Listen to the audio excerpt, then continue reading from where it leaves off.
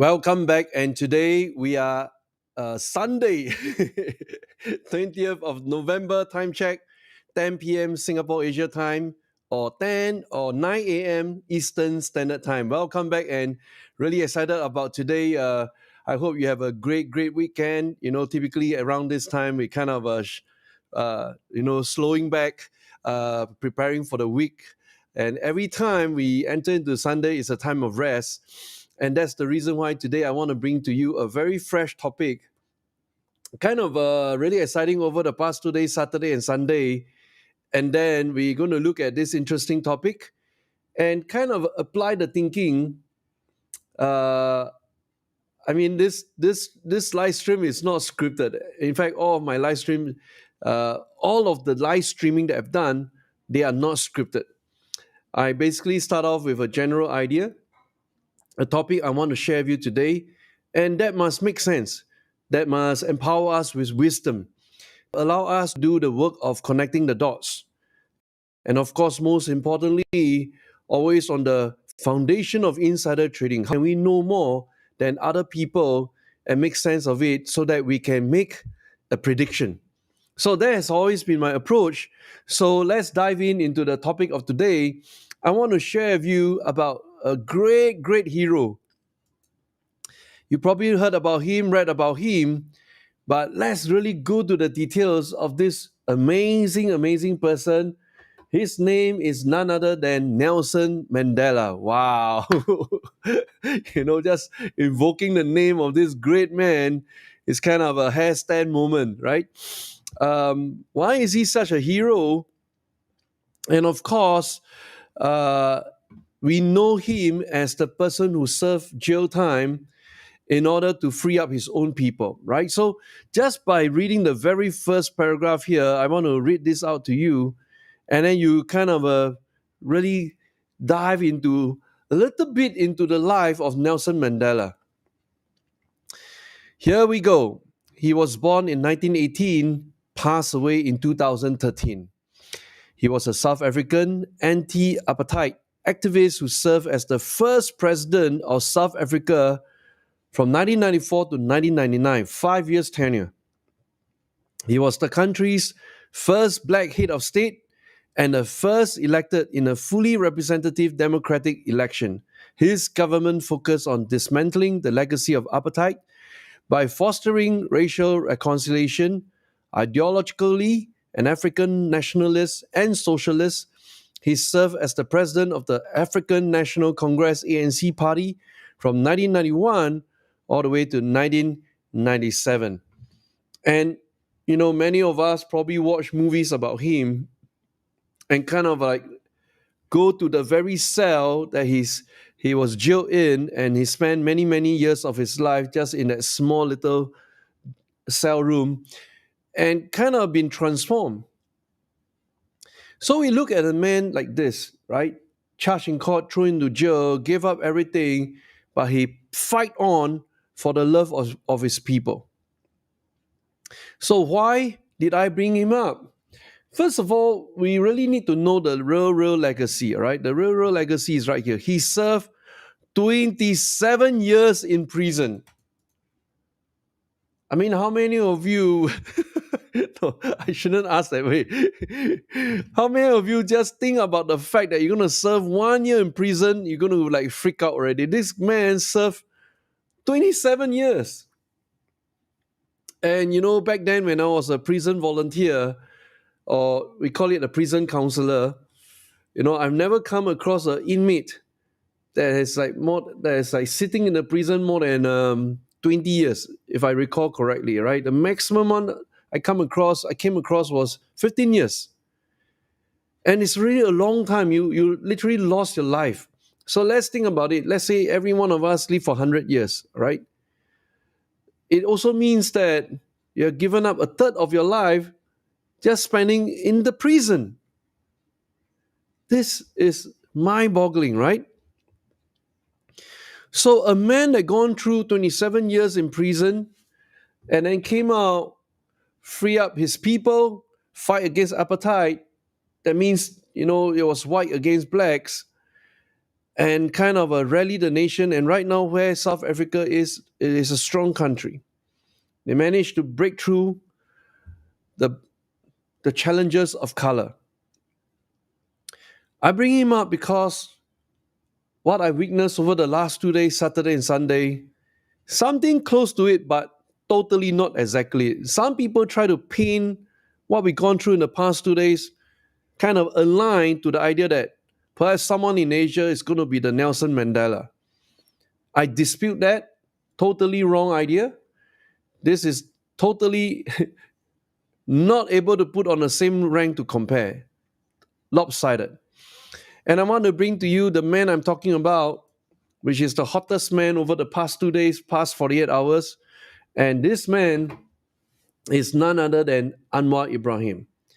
Now, before I dive deeper about Anwar Ibrahim, I want to make sure that you guys know that I'm not a political analyst. I have no interest in politics. I've got interest in connecting the dots, in understanding human behavior.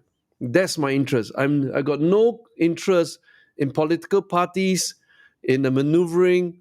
Totally not interested. All right. So just set the record straight. And I'm not doing this to like kind of show pro or bias against anybody. But I think if somebody wants to compare Anwar Ibrahim with Nelson Mandela, we got to set the record straight. You cannot compare them, two individuals, apple for apple. And let me put forward to you the thesis for this. Here we go.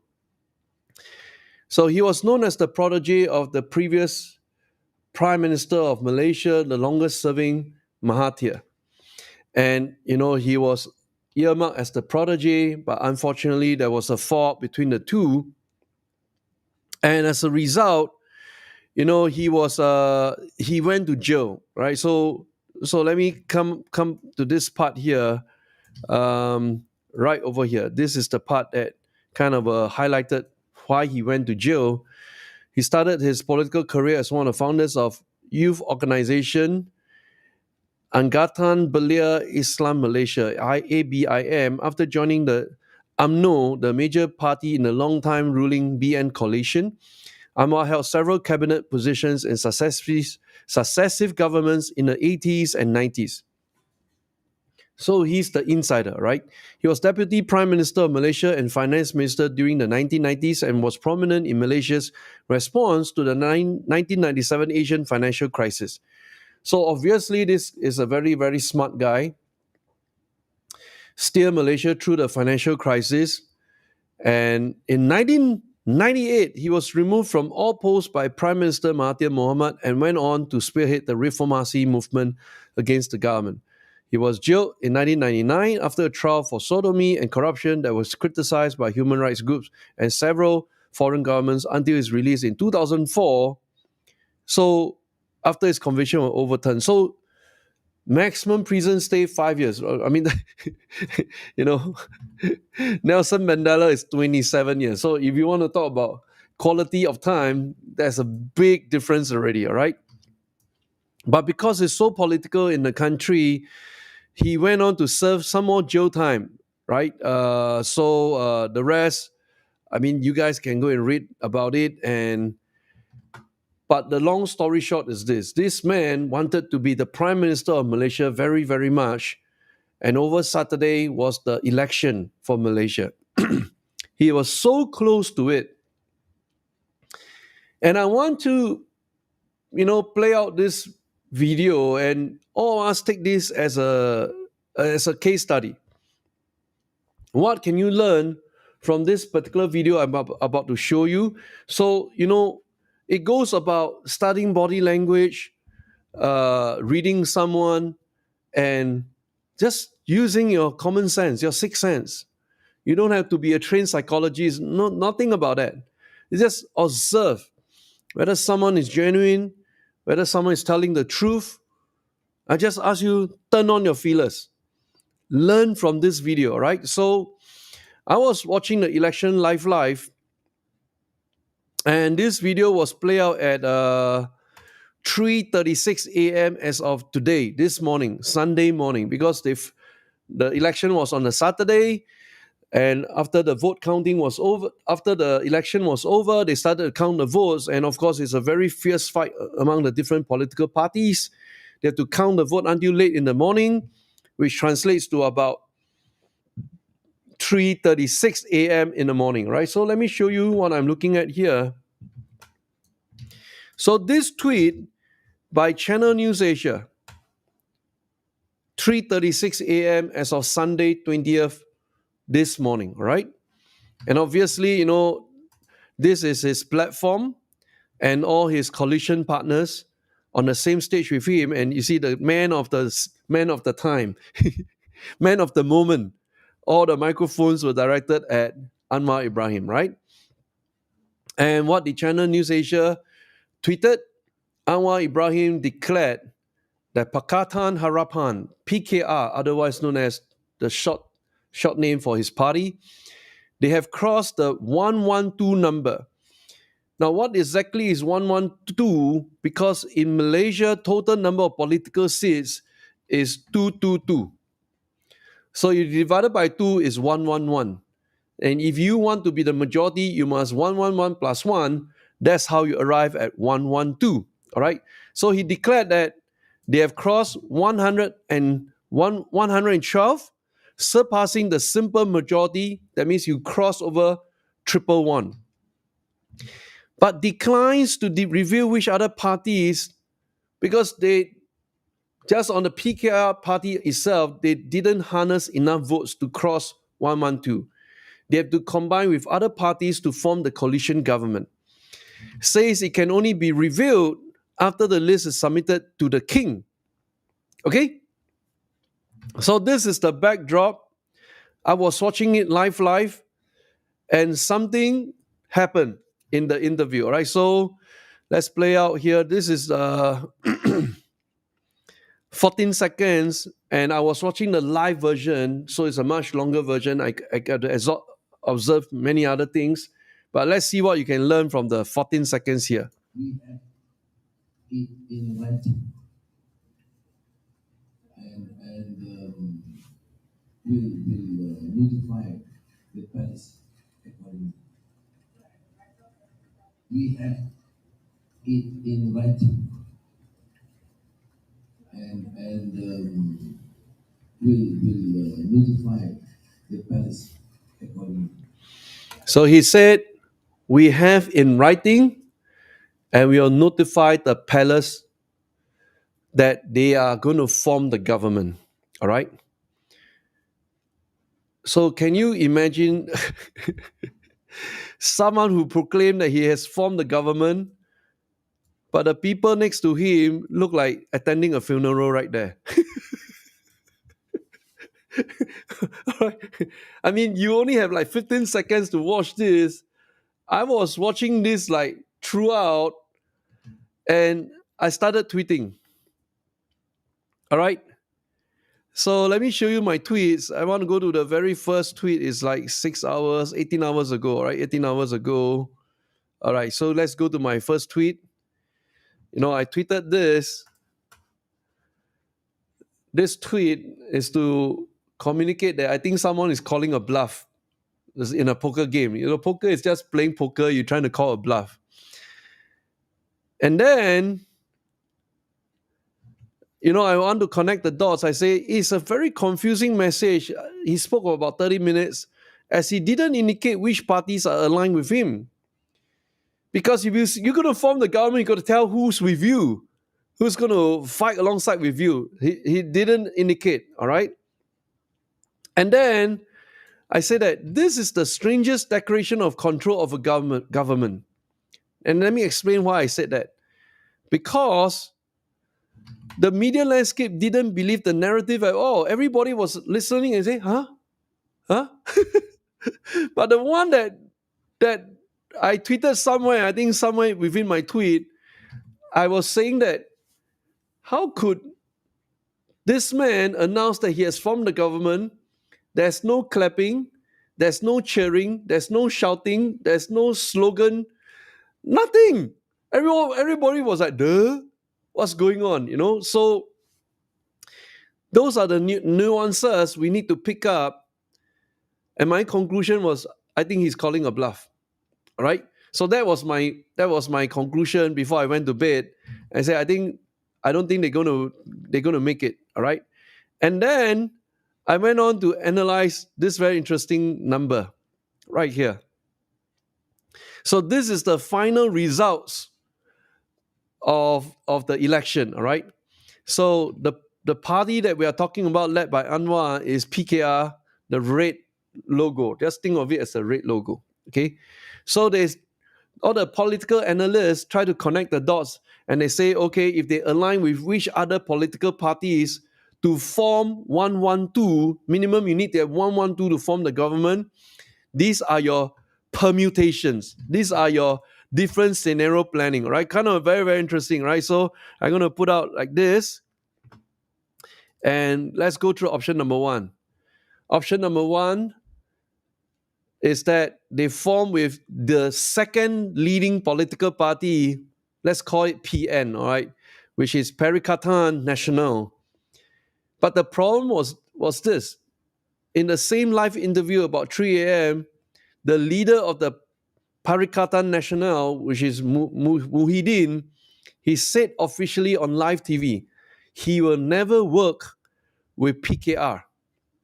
So in my mind, this combination of 155 is out already, because you're a national leader. You cannot go on TV and say something and then you backtrack. So this is not possible at all.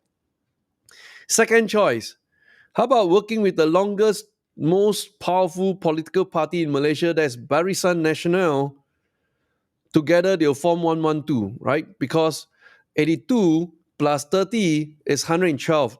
So thereby they can form the government. But this is also not possible, because Barisan Nasional is the party that have their leader sentenced to 10 years jail for corruption. This is the 1MDB scandal that, the entire party got dragged along. And their current president of the party is awaiting many more charges in court. So if you're going to form the ruling government and you're going to shake hand with someone that you're fighting so hard against, and that someone is called Mr. Corruption, that can't be the case, right? So any combination of this red logo and the corruption party, the corrupted party that was sentenced, is not viable at all. So this option 2, option 3, and the last option is not viable. So let me just strike it out. Those that are not viable, we just strike it out, right? So this is no longer viable. And this is no longer viable. And this is no longer viable. Anything that got the two of them coming together is not possible. Then you're really left with the last option, right? So what I was trying to study is truly the last option, which is option number 4 in combination with option number 5, all right? So check this out. Option number 4 means they will get 113 votes. And they have to work very hard to combine with 3 other different political parties, as I mark out in my red box there, just to form 113 votes. While the second leader, the second highest vote count, which is the Pakatan National, which stands at 73 votes as opposed to Anwar Ibrahim, 82 votes.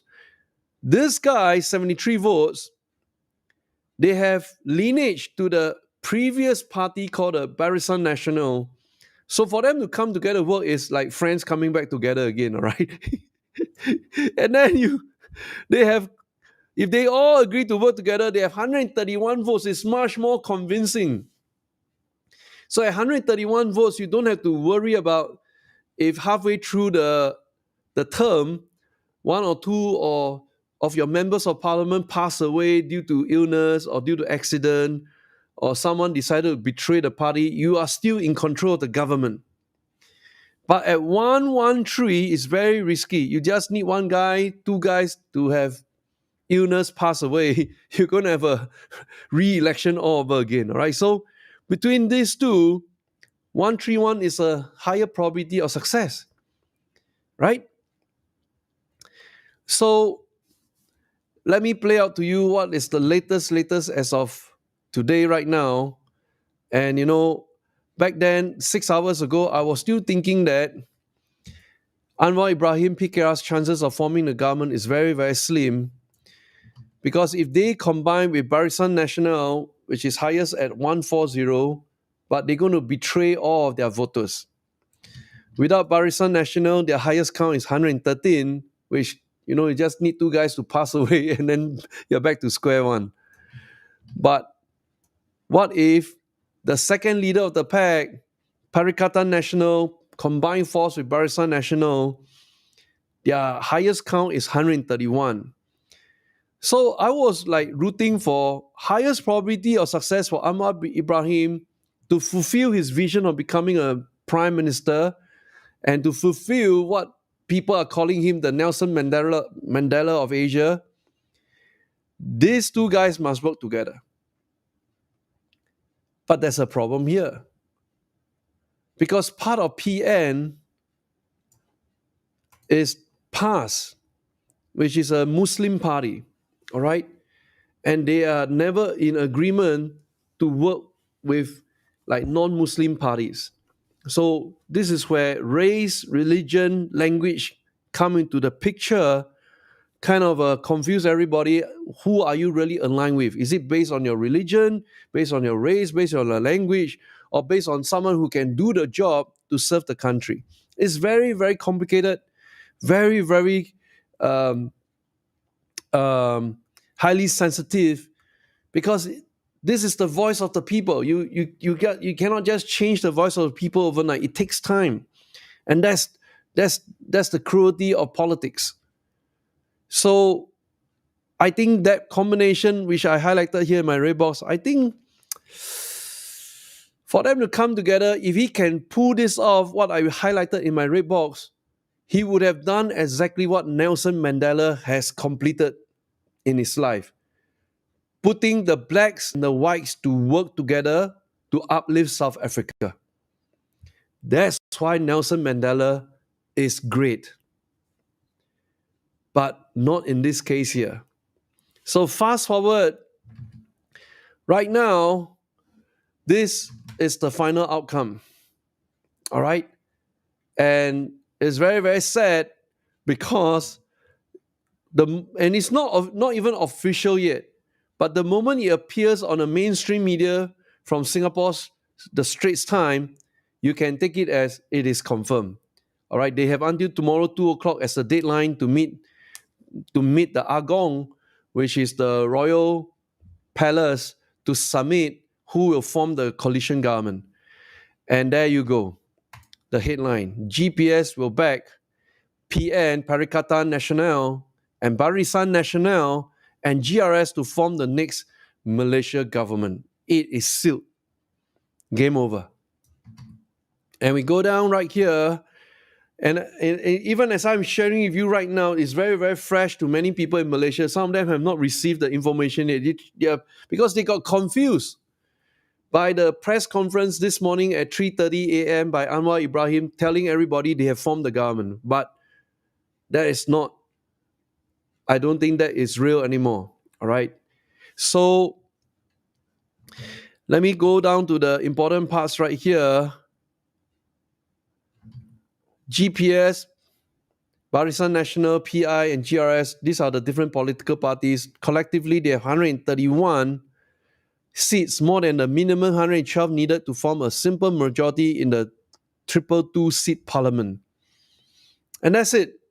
It sealed the fate, and that's the end of the run, end of the road for Anwar Ibrahim to become the Nelson Mandela of Asia, to become the Prime Minister of Malaysia. That's it. I think it's game over.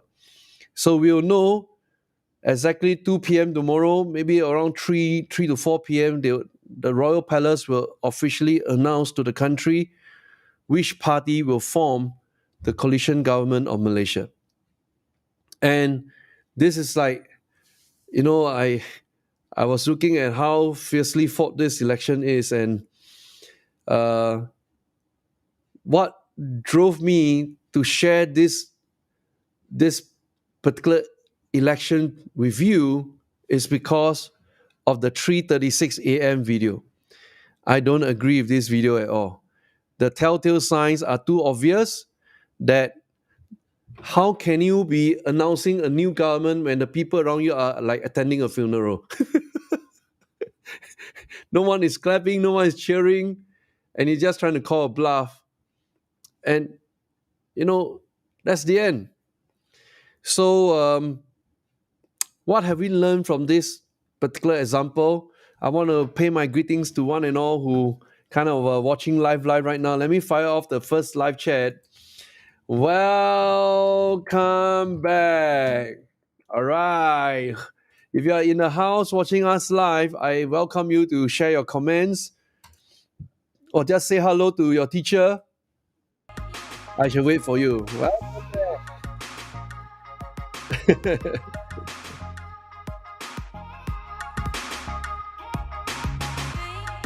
Okay, let's hear from our students and our viewers. Welcome back.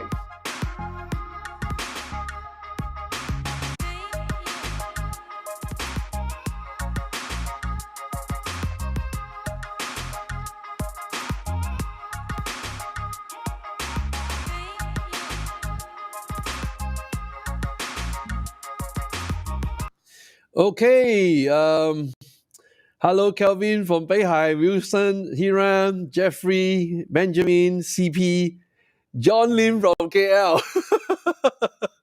How do you feel, John Lim? Holy moly. Oh, there's a latest news. Is there a latest twist right now? I'm not too sure. I'm just doing the live stream right now. I'm not watching the news. Maybe there's a latest twist in the news. But, I really got to research on what you just said about Awani. Holy moly. There's a twist, is it? Did you watch the latest news in Awani? Awani is a TV station. Okay, I'm not too sure what's the latest news.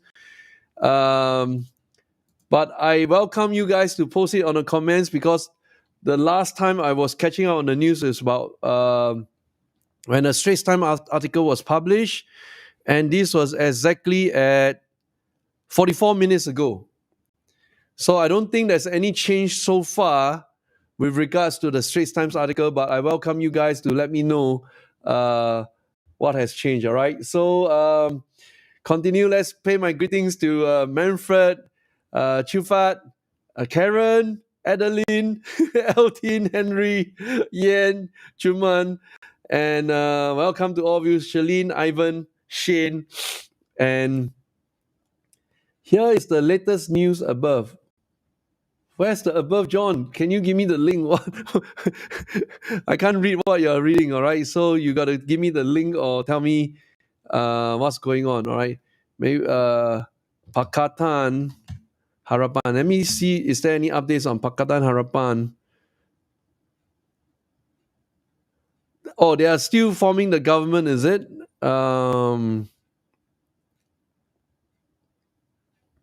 No, I think that's the latest rate. There's no more latest than this latest. So I'm not too sure what are you referring to right now, John. You're confusing me. Is there any change to the numbers that I presented, which is the 133 coalition, 131 seats formed by the coalition government? All right, I think that is the final straw already. All right. So what I receive right now, the latest as of 58 minutes ago, I think this opinion piece kind of sum up the sentiment. I rather read from what I'm reading than comment from what I'm thinking, all right? So that you all can infer from the Straits Times article. Why? The Malaysia election, the results spell trouble for Pakatan Harapan and UMNO. I'm interested to know the outcome of this article. 3 political blocs have emerged from General Election 15. Race and religion remain key to Malaysian politics and in the reshaping of political alignments. So race and religion, these two topics are very, very sensitive, extremely sensitive, especially for Asian countries where we are multiracial, multi-religions, and so on, and especially multi-language. And I want to read out I think I can only read the first paragraph. After that, I have to pay for subscription. This election has been remarkable at many levels. For the first time since independence, no coalition managed to secure a conclusive victory which would allow it to form a government outright.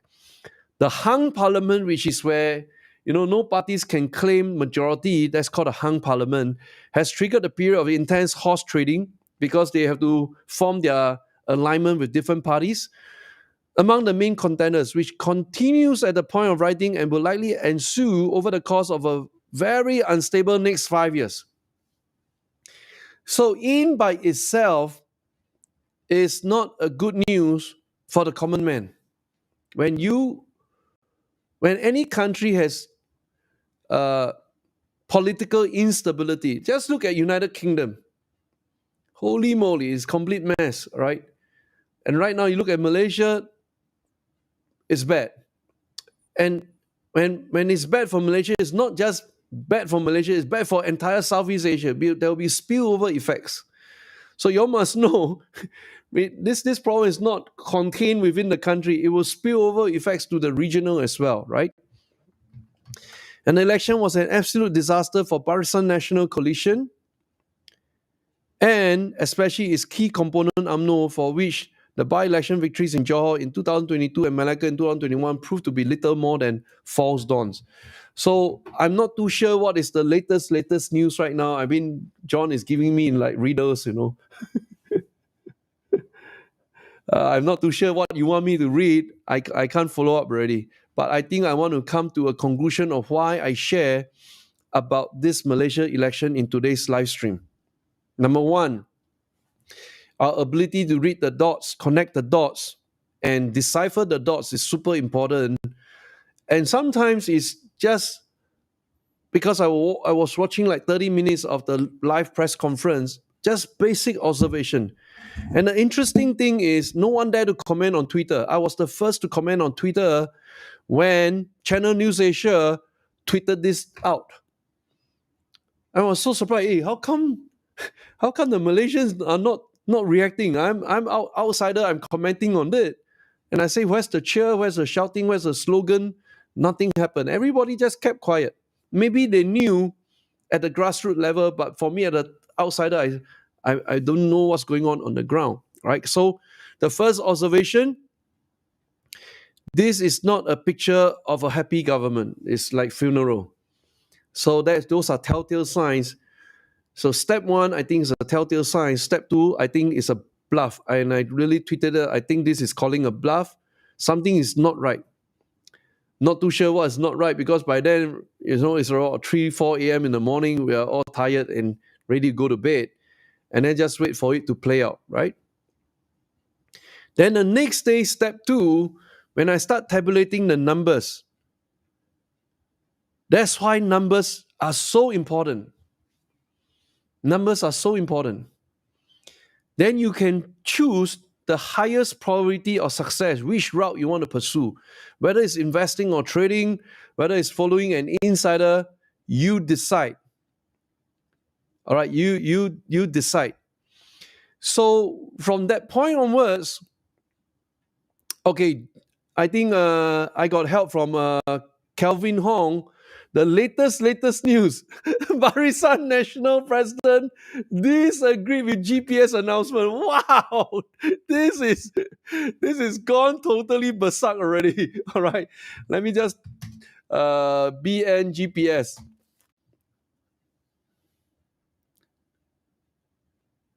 No, it's not coming in yet. Okay, I think you guys in Malaysia, you got a much more earlier alert, because what I'm seeing from Google, maybe I'm not too sure you are getting from where. 3 hours ago, the news remained the same. 51 minutes remains the same. All right. So still no chance. Oh, I think this is the one. Holy moly. Oh my gosh. Malaysia is so interesting. Let's take a look at this one. So this gentleman is the president of Barisan National, the oldest, previously most powerful political party, UMNO. And his name is called Zahid. and he rebuffs GPS claims, reminds Barisan National MPs of their pledge to him. So it dismissed GPS claim that the two coalition would join Pakatan National and his Sabah counterpart GRS to form a government. At the same time, he is under pressure to quit, reminded the Barisan National MPs that they had signed a pledge giving him the mandate to determine any political cooperation to form a government. Wow! Wow, this is, I think Netflix got to shoot this, man. this is welcome to Malaysia. Every minute is a last minute surprise. I do not know how to read this, but I think this is a sign of a man clutching on to the whatever straws that he could find, and yeah, it's mind-boggling. I'm reading this, but I will just take it as I'm not too sure who is signing the pledge to support who, but all I know is this: the next 5 years there will be political instability in Malaysia, because when you don't have strong politics, and the end result is you don't have a strong government. When you don't have a strong government, the end result is you don't have strong investments. And when you don't have strong investments, you don't have strong jobs for the people, and the people will end up suffering. That's a conclusion of the matter. But we wish Malaysia really, really well, because any bad outcome in Malaysia will spill over to Southeast Asia. This is what we're most concerned about. So let's continue to play this out. I think we have until tomorrow 2 p.m. We'll know the final answer. Right now, between 10 p.m. to tomorrow morning 10 a.m., there's another 12 more hours to go. Then 12, 1, 2. So total about 15 hours counting down to 2 p.m. tomorrow. Wow, this is mind-boggling. So stay tuned. I encourage all of you to read up the politics of Malaysia. There's many things that we can learn from, but all in is not an easy time for the Malaysians. So my heart goes out to all of you. You guys turn out the largest vote ever in history. Like every ordinary man turn out to vote because they know this vote is going to be so important to their future and their future generation. So I thank you guys all for watching here tonight, and please continue conversation in the YouTube comments or whichever social media that you're commenting on, so that you can catch up the updates. And I'll be tweeting about this particular Malaysia election on my Twitter account. I thank you for joining us here tonight, and may God bless you. Let's kickstart this coming week. Is really, really important. This coming week is the kind of really crazy all preparation for the interest rate hike and inflation data coming out soon. So let's hang on in there, and we're going to start going to the stock market and giving you ideas every day. Join me again tomorrow at 10 p.m. Singapore time. Thank you very, very much. God bless you. Goodbye.